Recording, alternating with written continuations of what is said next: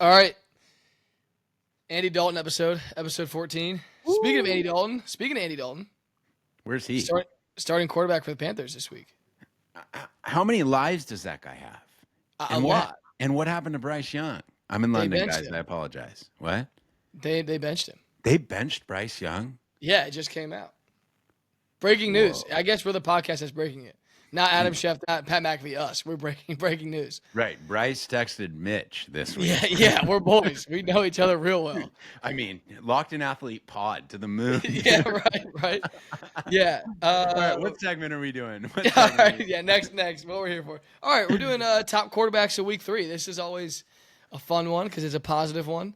Tons of dudes playing some great ball right now. Totally. So we've been very spoiled as a quarterback community, watching some great guys. So, Aust, we talked a little bit before, but give me your top few guys this week. Yeah, so the top three that we're gonna rip with is Eli Holstein, who a lot of people don't know about, freshman at Pitt, and we'll get into him. Marcel Reed, who a lot of people found out about this week. He is a freshman at Texas A&M. Yeah. And then Garrett Nussmeier, who we've talked about before and a lot of people know about, but that was a big thing that he strung together there. So yeah. I saw the light in Mitch's eyes kind of turn on when I started talking about Holstein earlier, and he was already there. So, Mitch, why don't you start us off, because I think he deserves to go first this week, honestly. Just what Eli Holstein did this week for Pitt, the game that has a nickname that I don't know that you said. So let's talk about what he did, dude. What did Eli Holstein do? Yeah, so I am a Virginia kid. Border West Virginia, and very close to Pennsylvania. We don't border Pennsylvania. No, we don't. But we're close. I'm like 2 hours from Pennsylvania. So Pitt, West Virginia is the backyard brawl, for those of you who don't know. I'm sure you all know. But it is a huge football game. I mean, Pitt and West Virginia hate each other. Like, if you think of like the Ravens and Steelers rivalry in like the 2000s, that's the kind of vibe it is. It's just some gritty Pennsylvanians and some gritty West Virginians, and they hate each other. And it's always a fun game to watch, and a lot of people from my area, are from Pittsburgh or from West Virginia, so I hear all about it all the time. Huge game, and for a freshman to go in there and do what he did in a physical game, I mean, that's a gritty football game. And play the way he did with the responsibility he had. I think he had, 30 attempts in the air, and like 14, 15 carries.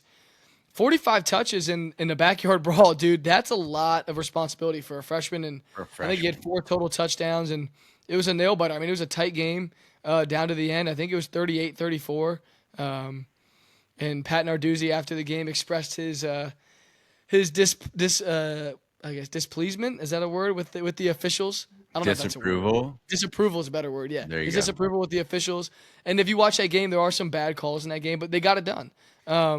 So I think he deserves to be at number 1, especially being a freshman, just playing so well, being composed in a huge rivalry game at Heinz Field, whatever they call it now. Right. Huge environment. It looked nuts. Oh, it was bonkers, dude. It's bonkers. That's a nuts environment. Like people throwing piss bags. Like it's a nuts environment. Yeah. It's a cool game. So he's definitely our number 1. And I know you watched it. What did you see from him just watching that game? I mean, it's the theme of what you and I always love, which is just competitive temperament and like grit and just, taking punches and then just, not being phased and showing up and doing it in a multitude of ways. I mean, he threw for over 300 yards. He threw 3 touchdowns. Like you said, he had 14 carries, and they were tough runs, and there was a big one in there on a 3rd down that he pulled off that was sweet as well. So it's just that competitive temperament, that grit. Like those are always going to be the things that Mitch and I really, really love to see at the quarterback position, just because it's that if factor. It's that next level that guys go to in order to have success. And for a freshman to be able to do that, and be 3-0 for a team that wasn't being talked about before the season. I mean, Green over at West Virginia was like the guy that everybody was talking about going into the year. And you have a freshman that outperforms him in that environment that way. And that wasn't even necessarily because Green played bad. It was because Eli played really, really well. So super impressive there. And that leads perfectly into the next guy too, which is, Connor Weigman got dinged up a little bit with the shoulder. I think it was an AC issue that was, AC joints for anybody out there who hasn't played quarterback. And they're just painful, dude. They're painful. And so that thing's been nagging. And they tried to shoot him up before the game down in the swamp at Florida. And they couldn't. And they roll out a true freshman against Florida in the swamp. And I don't care what anybody says about Florida, or where they're at with things, but it's tough to go in there and get a win. And so, before I, kiss his ass a little bit, why don't you tell me about what you thought about Marcel Reed down in the swamp?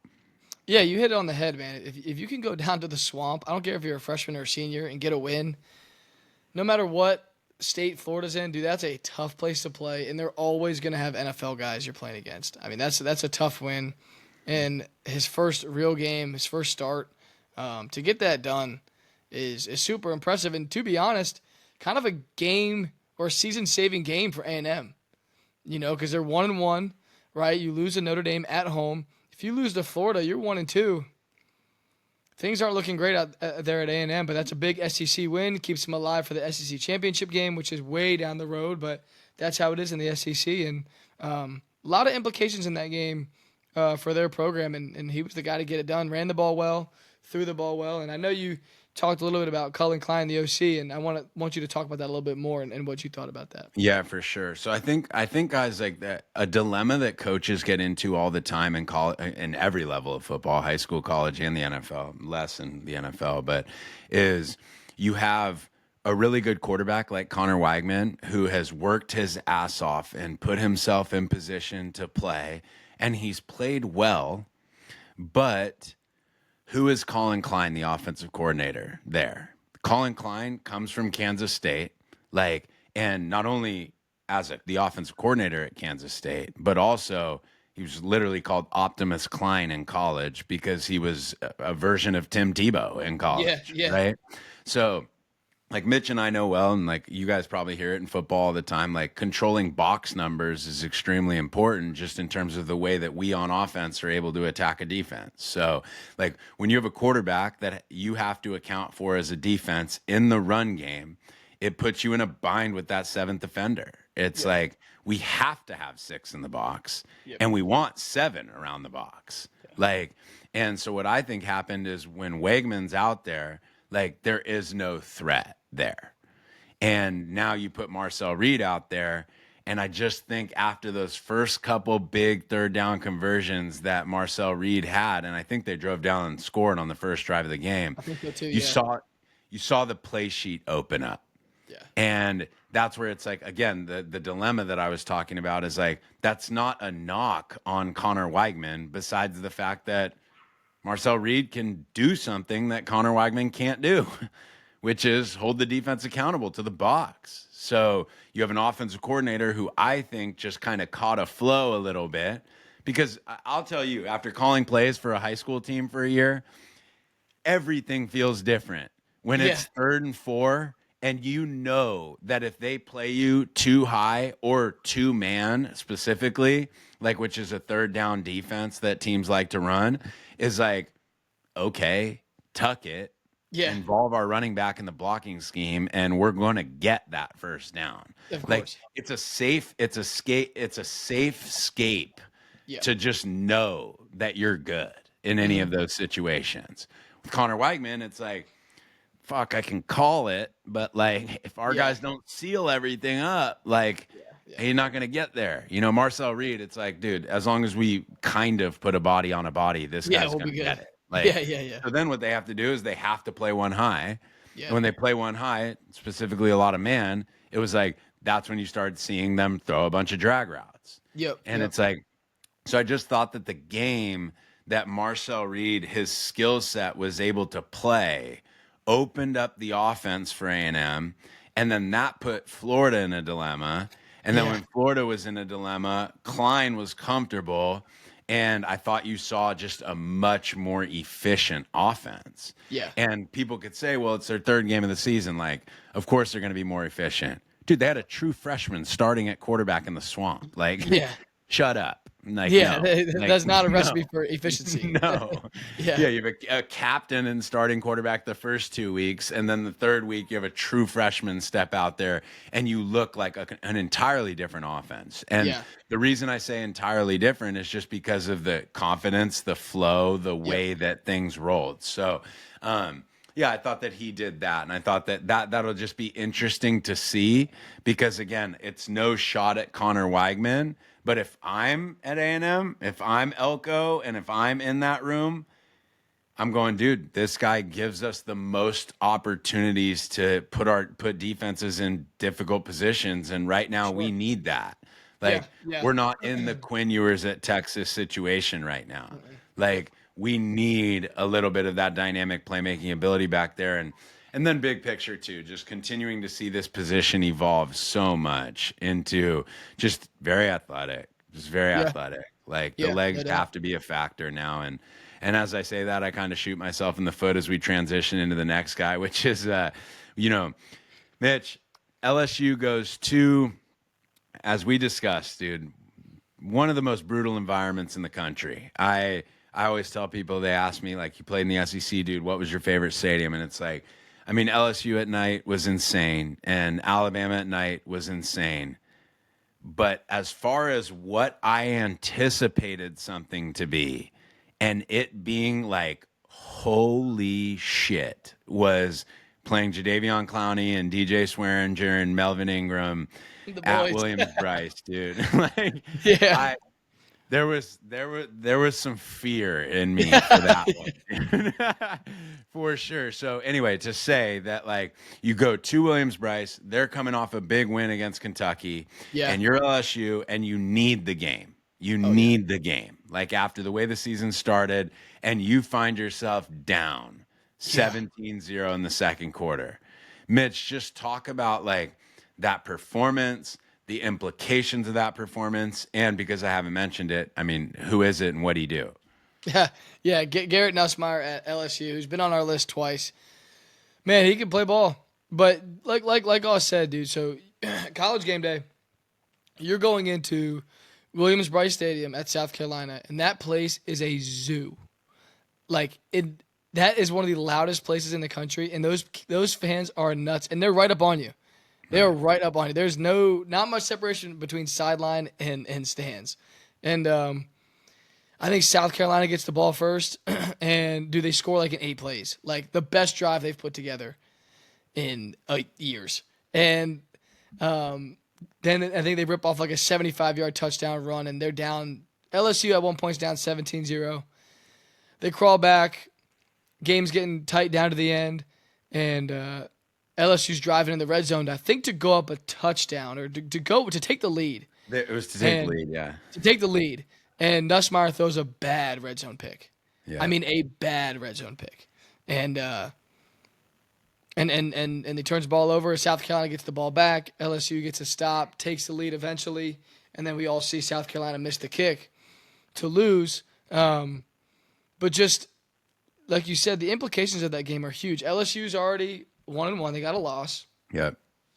They cannot afford a loss to South Carolina because if you just look at the SEC schedule, they're probably due for another loss down the road just because it's such a brutal schedule. But they still can get in at 10-2. They still can get in at 10-2. At 9-3, probably not. So you got to have these games. On the other hand, for South Carolina, this is a program game for Shane Beamer. They haven't had a ton of success. They had a better year last year for sure. I think they ended up beating Clemson, if I'm not wrong, at the end of the year. I think it was 2 years ago. But 2 years ago, you might be right. Yeah. But this is a program game for Shane Beamer, and they're 2-0. And if they win this game, dude, things are going well for South Carolina. So huge game. Huge game. You face a lot of adversity early. Take the lead, so your spirits are high. Then you throw a terrible pick. To pretty much, you think you're going to lose the game after that. You get ripped by Brian Kelly on the sidelines. Pull yourself up by the bootstraps, come back out, put together a drive, take the lead, and then they miss a field goal to win it. I mean, it encompasses playing quarterback. Just 100%. A huge game, ups and downs, through the shit, and you find a way to win. I thought it was such an awesome, ballsy performance, and I know you were a fan of it, so I'd love to hear. Oh, for sure. And I mean, and you covered it all, but I think just to stress one of the things that Mitch said there too is like, Nuss, son of an NFL coach, he knows when they're down 17-0, like in that game after already losing to USC, like he knows how the schedule looks. Yeah. He knows that game, it can't end in a loss. It can't. Like if he wants to have the season that he's been waiting to have, like he needs this football game and he knows it. Yeah. Some quarterbacks are like ignorant to it at times. Like they don't fully know all the implications. You know, a bunch of the freshman guys that we've just mentioned, it's like they wouldn't really know all of that. Like my freshman year, I say all the time, it was the most fun year I ever had playing as a true freshman because I didn't have any idea of any of the implications. Like I was just playing ball. Well, Nuss knew it. And that makes that comeback that much more impressive. Knowing that you have to get it done. And then getting it done while you're down 17-0 in Williams-Brice. And that place was rocking the whole 4 quarters. Yeah. So, again, I always, what do we talk about on here? Like, when the weight is on you, who answers? Yeah. Those are the guys to me. And early in the season, you're not going to find many games where you have that yet. And this was one of them. He's been in 2. And he's been in and performed in both. And performed in both. Yeah. So it's the last thing I'll say on it is this is one of those wins that they know they were that close to not getting it. Yeah. There's a bit of like gratitude that turns into energy and fuel for the rest of the season because you have this mentality as a player that it's like, dude, we're kind of on borrowed time here because we were, we were fucked in Williams-Brice. Like late in that third quarter, like we were screwed. Like that was it. So now you're playing the rest of the season a tad more free, like because it could be 1-2 right now. Yeah. And instead it's 2-1. And sometimes you see that just shoot into the arm of this team. 100%. And you could see LSU go on a tear now. Yeah. Just because they had that one. At the same token, like you could see South Carolina go the opposite direction. Yeah, it just rips your heart out. Just rips your heart out because you're sitting there going, we could have been 3-0 after a good win against Kentucky and then beating LSU. Yeah. Holy shit, guys, here it is. And then that's that belief part of things where it's just like, when you believe, dude, you got a hell of a lot better chance to win. So no doubt. I got to shout out Sam Levitt from Arizona State. Just once again, coming back down big to Texas State in a primetime game as a freshman to lead that comeback and win that thing to put Arizona State at 3-0. And I think it'll be a good matchup with him. And I don't know the cat's name at Texas Tech, but he's a good quarterback. He's on my list this week. Is he on this week? Yeah, Baron Morton. What's his name? Why don't you talk about him for a second? I think it's Baron is how it's pronounced. It's Behron, but it was something weird, which is why I didn't remember it. So but dude, sorry, Baron, for calling your name weird, dude. That dude, I don't think he cares where he's spinning it right now. I think they put up 66 this week versus North Texas, and North Texas has had a good start to the year. He's got like 1,000 yards in 3 games, like 10 touchdowns and like 1 or 2 turnovers. Texas Tech's got another guy that's going to be a 4,000 or 5,000 yard guy. So cool to watch.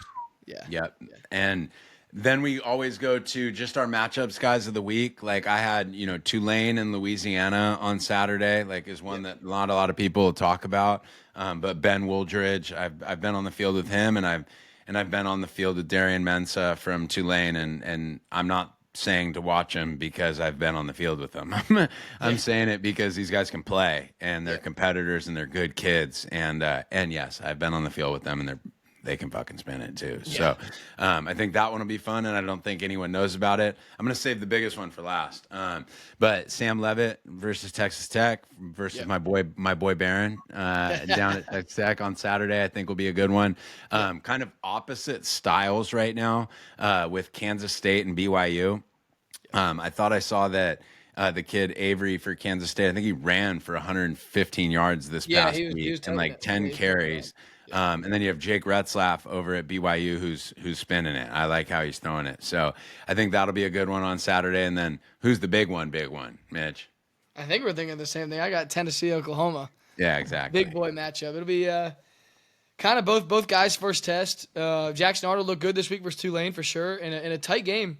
That was pretty tight. He played pretty well, looked calm out there. And then Nico. We love Nico obviously, and it'll be a good first test for both those guys. I'm excited. No doubt, dude. So there's your three quarterback standouts of the week and a couple mentions, guys. Check those games out, and like always, too, drop in the comments for us. Like if there's somebody that we're not talking about or that we haven't mentioned over the last couple of weeks, like definitely hit us between the eyes with those, and yeah, let us know what you thought about it. But other than that, Mitch, you got any good words for him? Or are we out? Nah, man, just rolling. All right, guys. Appreciate it, guys. We'll see you soon.